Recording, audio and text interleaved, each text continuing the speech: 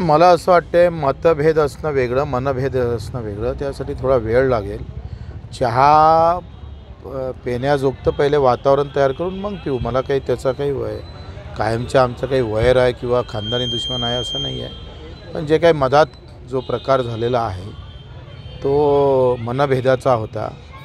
तो चांगला करण्याचा पहिले प्रयत्न करू, नंतर पाहू. जिल्ह्याच्या विकासासाठी एकत्र आलं पाहिजे असं त्यांना. आम्ही कोण विरोध करणार? विकासाला कोण विरोध करू शकतो?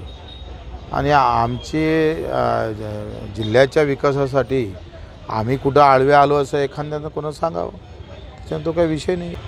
पण मला असं वाटतं का ते देवेंद्रजी आणि त्यांचा विषय आहे. कॉल असणं आणि पद देणं याच्यामध्ये जमीन आसमानचा फरक आहे. त्यांच्या मनात अधिक काही मोठं मंत्रिपदापेक्षा मोठं देण्याचा त्यांचा विचार असेल देवेंद्रजीचा, म्हणून कदाचित थांबवलं असेल. नाही तर मग म्हण प्रचलितच आहे, गरज सर्व वैद्य मरो. एमची कृपा राहील, दुसरं काय आहे? एमच्या कृपेशिवाय त्यांच्याजवळ आहे तरी काय?